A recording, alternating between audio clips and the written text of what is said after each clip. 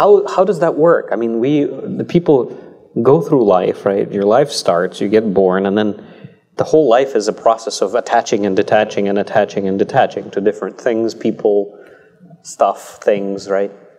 Could be even animals, it doesn't matter, but it's like a pinball machine, right? You're constantly getting attached and then detached from things.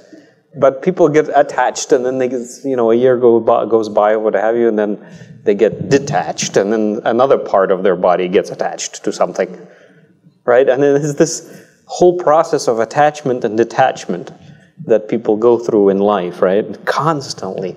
And what makes people get attached and what makes them get detached? And this is, it sounds funny, but this is simple, and yet, because it happens all around us, it happens to us.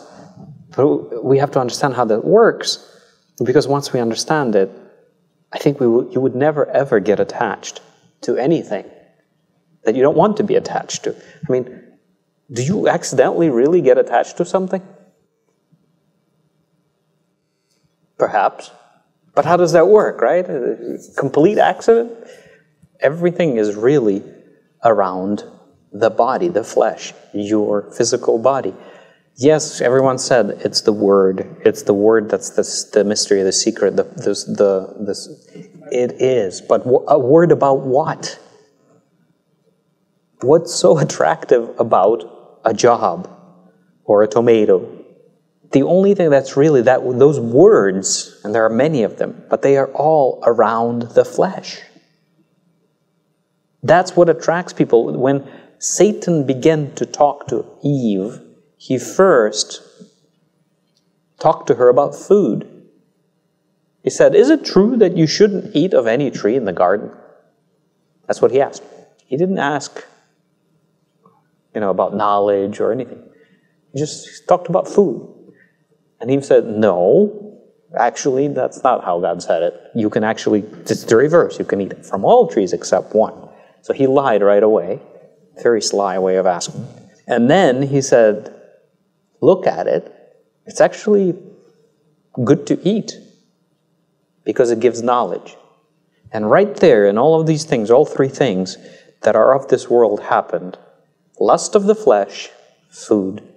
Lust of the eyes, because it was attractive, because it gave knowledge, which is pride.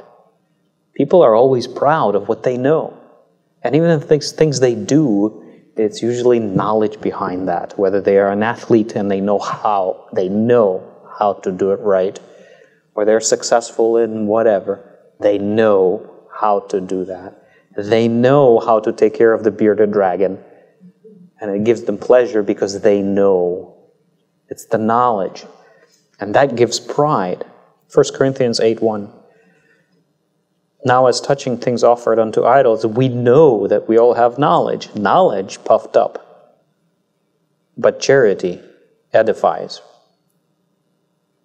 So knowledge puffs a person up. That's what gives him pride. Always. Without knowledge, there is no pride. So Satan immediately offered the three things that the New Testament are described. John describes everything that's in this world are lust of the flesh, lust of the eyes, and pride of life, which is knowledge. It's all about knowledge. And so those three things came together. They come together, in fact. Whenever there is lust of the flesh, there's always that knowledge about it. Or if there's lust of the eye, the other two are right there. There's some people have more pronounced, somebody acts more pronounced, like he's really arrogant and proud. The other one's more pronounced because he's really lustful. You can see it in their eyes.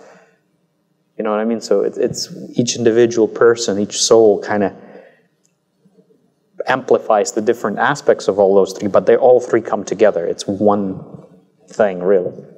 And so all of this is the system of this world. And so what attracts people that is a lie? About the body. If you understand that we have been freed and Christ was victorious over that, he was given the same body that we had, same one, and he did not sin even once. He kept it clean because the spirit in him was clean and the body was in its place. And he was the first man to do that from within, that he did not fall for lust of the flesh, lust of the eyes, and the pride of life. And remember, right before he started his ministry, Satan immediately tested him in those three things. So immediately after 40 days, when he was fasting in the desert, Satan comes to him with the first thing right away, just like he did in the garden. Aren't you hungry? Make yourself some bread out of these stones. Right away, same. The tactic did not change, you see. Just like in the garden where Adam, first Adam, fell of all those three things, Christ wound the history back, rewound the entire tape back, repeated the process, and did not fail. It wasn't a garden, it was a desert. The same concept. And he was victorious all the way to the end, and he is now in us, and he freed us from any attraction of the body. Does that mean that your body will completely not be attracted? No. Your body will have that voice, but we have the spirit and the strength in us, not only to withstand it, but to simply see it from 10 miles away and say, I am not a slave of my own body. Everything in this world is around the body. Idols are all about the body. We talked about this probably hundreds of times by now. Everything, every idol was really around the flesh. Whether it's food, it's all the sensations of this body. Does that mean your body has no sensations and you are now completely deaf and dumb and have no feelings? No. But everything's in its place. You do not have to go beyond what's required, what the body needs. It needs food, you need to feed it, but don't overfeed it. It needs to be washed, but don't overwash, right? It needs to exercise, don't over-exercise. It's simple. It's very, very simple. So these attractions, when you walk through life, they're all fleshly, they're all the body. And if you understand what's happening, it doesn't even come close to you because you can see it. It's like, okay, I don't need to be a slave to this.